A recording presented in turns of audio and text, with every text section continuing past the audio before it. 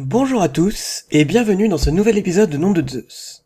Internet pullule d'histoires plus extraordinaires, flippantes, désespérantes ou conspirationnistes les unes que les autres. Dans ce flot incessant d'informations, il est finalement difficile de savoir où donner de la tête. Entre vérité et affabulation, comment discerner ce qui est cohérent de ce qui ne l'est pas? Aujourd'hui, nous allons tenter d'en apprendre plus sur une théorie à vous retourner le cerveau, celle du complot. C'est parti.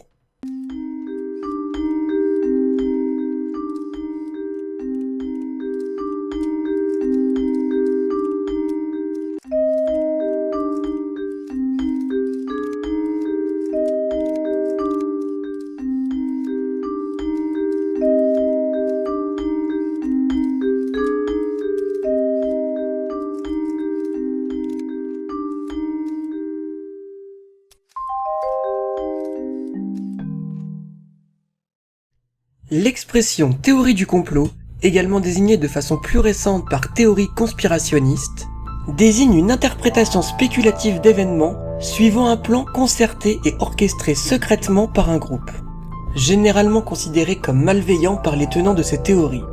La conspiration secrète visée par la théorie du complot agirait généralement dans l'objectif de détenir ou conserver une forme absolue de pouvoir, qu'il soit politique, économique ou religieux. Du point de vue majoritaire des observateurs en sciences sociales, la théorie du complot tend à se soustraire à la réfutation. Toute démonstration contraire pouvant être interprétée comme un faux, réalisé par les conspirateurs, et discrédite donc les explications dites officielles, établies par les pouvoirs publics, et relayées par les grands médias d'information. Pour certains, c'est un concept aux limites floues, dont l'usage abusif viserait parfois à déconsidérer une thèse. On a identifié 4 grands principes de base des croyances conspirationnistes. Tout d'abord, rien n'arrive par accident. Puis, tout ce qui arrive est le résultat d'intentions ou de volontés cachées. De plus, rien n'est tel qu'il paraît être. Et enfin, tout est lié, mais de façon occulte. Sur fond de ces principes, se forme la dénonciation d'une manipulation de masse dont les croyances sont l'existence d'un petit groupe dédié à influer sur les événements, à en prendre le contrôle ou à les provoquer, de façon secrète, afin de prendre ou de conserver un pouvoir politique, ou économico-financier, ou culturel. Le groupe conspirateur serait typiquement minoritaire, élitiste, et utiliserait des moyens politiques, financiers, militaires, psychologiques et scientifiques. Cela implique que cette communauté possède des grilles d'analyse pertinentes et fiables, mais cachées. À partir de cette analyse, elle pourrait développer une action occulte, mais surtout efficace, permettant de parvenir à ses objectifs, lentement mais sûrement. Le raisonnement conspirationniste donne lieu à un débat inutile, car la théorie du complot ne se prête pas à la réfutation. L'imaginaire du complot est insatiable, et la thèse du complot irréfutable. Les preuves naïvement avancées qu'un complot n'existe pas se transforment en autant de preuves qu'il existe. La théorie du complot peut se rapprocher de la méthode hypercritique. Celui qui la pratique se fondera sur les points qui apparaissent valider sa théorie ou contredire l'explication adverse pour écarter toute contre-argumentation. On peut aussi assister à un renversement de la charge de la preuve. C'est au tenant de l'explication admise de montrer qu'il n'y a pas eu complot, et les arguments qu'il profère peuvent passer pour des manipulations supplémentaires. La certitude préalable de l'existence d'un complot implique l'analyse de toute information et de tout fait au travers du prisme de cette théorie du complot. Ce biais cognitif est nommé biais de confirmation d'hypothèse. En outre, à cause d'un défaut de distinction entre les données exploitées et leur mise en relation, le simple fait que des données authentiques soient insérées dans la trame de la théorie du complot peut alors valider à tort la trame elle-même. L'évocation d'un complot peut donc mener au rétrécissement de l'univers d'analyse d'un fait, puisque ce fait ne sera mis en relation qu'avec d'autres faits issus de la théorie. La théorie du complot se justifie ainsi par elle-même, discrédite l'adversaire, elle n'est donc pas réfutable, et n'a en cela rien de scientifique. Au final, il y a plus faux que le faux, c'est le mélange du vrai et du faux. Nom de Zeus. Le conspirationnisme est avant tout une logique particulière par laquelle on articule des données. Or, on peut traiter d'événements authentiques sans que cela garantisse la véracité de la logique par laquelle on les relie entre eux. De fait, Hormis les sources a priori crédibles, mais finalement non vérifiables, les données utilisées par les théories du complot peuvent être issues aussi bien de faux que de sources authentiques. Le conspirationnisme peut ainsi se réclamer d'une documentation vérifiable et ouverte au public, tout en livrant une interprétation fantaisiste des données. Des auteurs avancent que le phénomène de la conspiration est inhérent à la politique et à l'économie dès lors que des richesses et du pouvoir sont en jeu dans un cadre d'ambition opposée.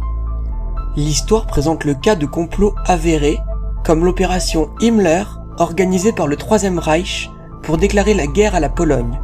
Il arrive même qu'une institution juridique considère un complot comme étant à l'origine d'événements historiques d'une certaine ampleur.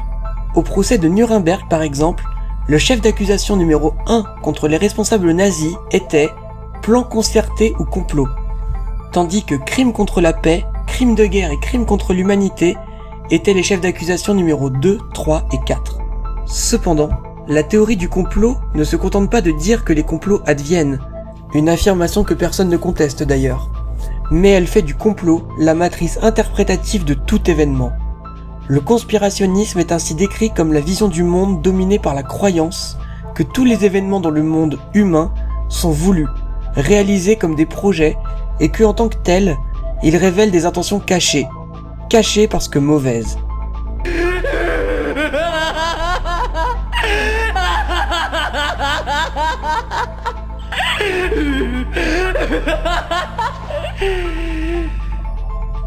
Recourir à la théorie du complot pour comprendre le monde est une erreur. Cela revient à affirmer que tous les événements sont la résultante d'actions délibérées, effectuées par des personnes qui auraient des intérêts communs et non contradictoires à ces résultats, et qu'il leur est possible de prévoir avec certitude les conséquences futures d'actions données. Or, rien n'est plus contestable que ce présupposé de départ, sur lequel est bâtie toute théorie du complot. Il est très rare que des actions provoquent exactement le résultat souhaité ou prévu. Il y a toujours des effets secondaires imprévus. Par exemple, une personne voulant acheter une maison. Son intérêt est que son prix soit le plus bas possible, mais du seul fait que cette personne se déclare comme acheteuse, cela fait monter les prix du fait d'un nouveau demandeur sur le marché, ce qui va manifestement à l'encontre de son intérêt. C'est un exemple typique de conséquences néfastes, involontaires et inévitables d'une action. Les théories du complot peuvent germer de plusieurs manières. Par un réflexe de doute de la part du public face aux explications officielles données à un événement. Elles se développent dans l'opinion lorsque celle-ci ne se trouve pas en situation de croire l'explication principale d'un événement donné, notamment à la suite d'un événement formant un choc moral important.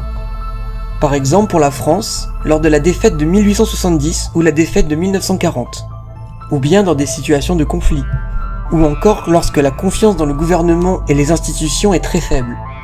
Aux États-Unis, la défiance d'une partie de la population face à l'État fédéral alimente ainsi des théories du complot quant à divers secrets cachés par le gouvernement américain à sa propre population. D'événements politiques comme l'assassinat de Kennedy, les attentats du 11 septembre, ou encore l'existence des extraterrestres, référence à l'affaire de Roswell. Les théories du complot peuvent aussi germer par la publication d'articles et d'ouvrages remettant en cause les versions officielles. Les personnes suscitant les théories du complot seraient souvent minoritaires et mal connues du grand public, que ce soit à cause de leur goût du secret, de l'entre-soi ou du risque d'être attaqués en société pour avoir avancé une idée non politiquement correcte, car officiellement inavouable si la théorie était vraie. Ensuite, quelles sont les conséquences des complots sur notre société ? Début 2014, une étude sociétale des théories du complot a été menée. Les auteurs ont procédé à différentes études dans le domaine. La première concerne la volonté de s'engager dans la politique, ainsi que l'intention de diminuer l'impact carbone sur l'environnement. La seconde étude concerne la vaccination des enfants. L'engagement dans la politique tout d'abord.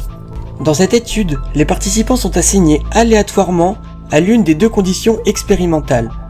Dans la première condition, que les auteurs nomment théorie pro-conspirationniste, les participants étaient exposés à un article mettant en avant l'implication du gouvernement dans la mort de Lady Diana et dans les attentats du 7 juillet à Londres.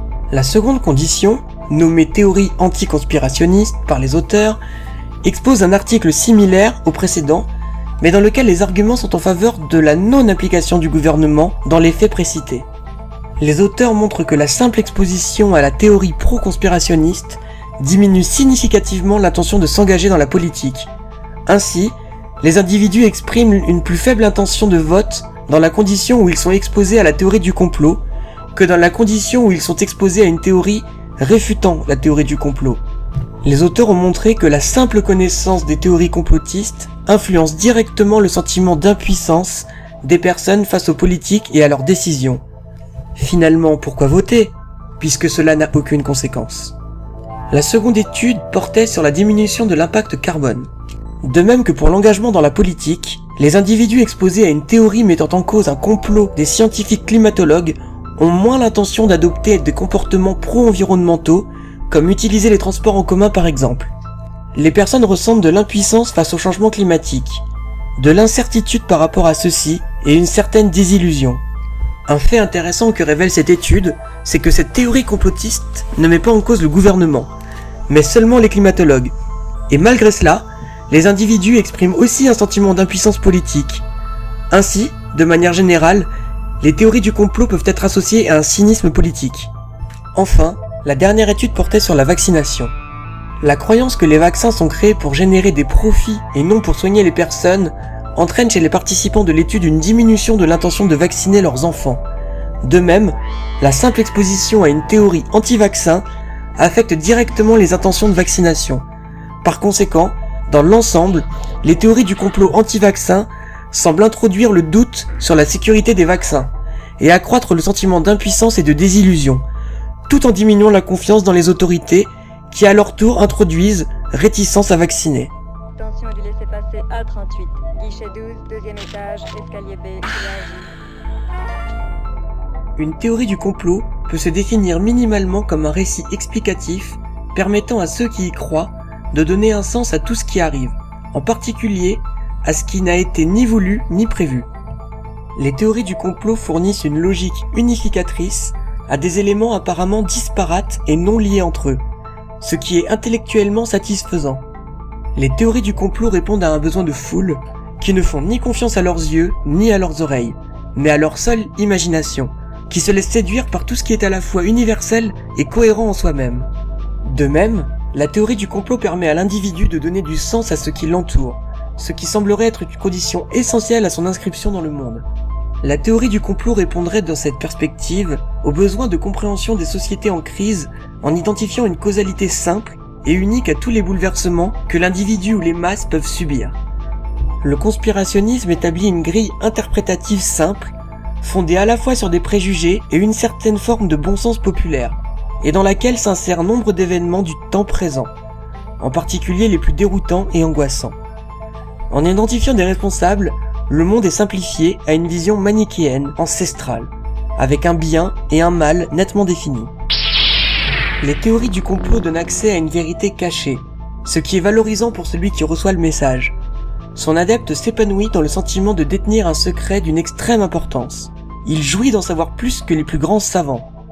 Une personne adhérant aux théories du complot se positionne implicitement comme plus intelligente que celles qui se font avoir. Face à son entourage, elle peut se sentir supérieure et potentiellement apte à sauver ceux qui sont considérés non informés, naïfs ou incapables de reconnaître les conspirations en question. Les théories du complot identifient des coupables en tendant à interpréter tout événement ou conséquence d'un événement comme ayant été voulu. Cette interprétation découle d'une généralisation de l'imputabilité du mal et d'une attribution de tout événement malheureux à une volonté. À la fin du Moyen-Âge et à la Renaissance, de nombreuses personnes issues de catégories sociales marginales étaient accusées d'être responsables des événements mettant la vie sociale en danger.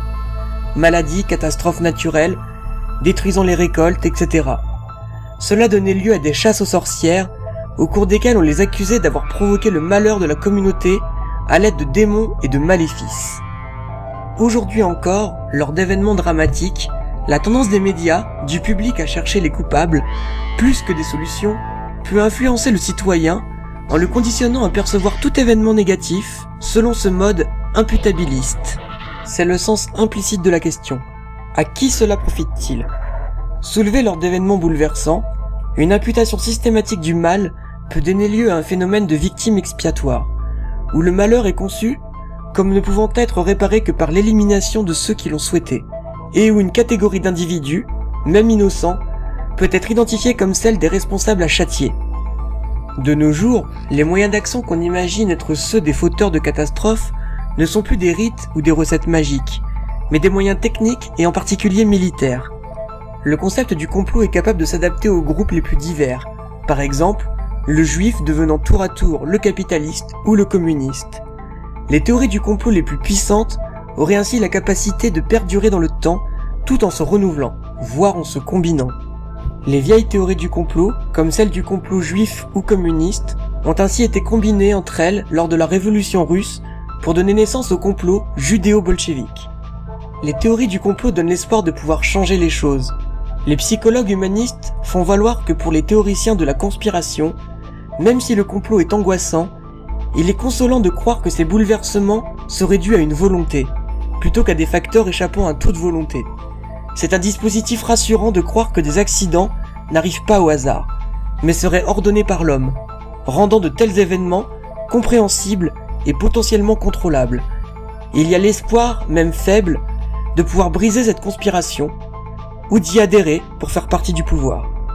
Ajoutez à tout cela un média comme Internet, qui permet de balancer des infos dans un anonymat complet, et vous comprendrez pourquoi aujourd'hui nous sommes noyés sous une montagne de théories conspirationnistes.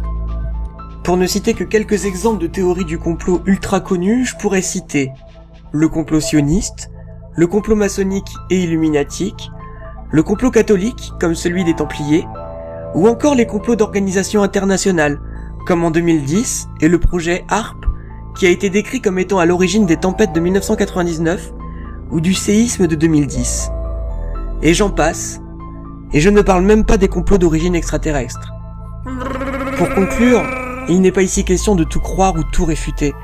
Internet est un outil formidable, avec lequel on ne cesse d'apprendre. Mais évitons de tomber dans tous les panneaux. Prenons exemple sur le scientifique, qui ne cherche pas à prouver qu'il a absolument raison, mais au contraire à prouver qu'il a tort. Et c'est seulement en ne parvenant pas à prouver qu'il a tort, qu'il démontre qu'il a raison. Voilà, cet épisode de Nom de Zeus est à présent terminé. Merci de l'avoir regardé, j'espère qu'il vous aura plu. Si c'est le cas, n'hésitez pas à partager cette vidéo, et vous pouvez également me rejoindre en vous abonnant à ma chaîne ou en me rejoignant sur Facebook et Twitter. À la prochaine, et restez étonnés!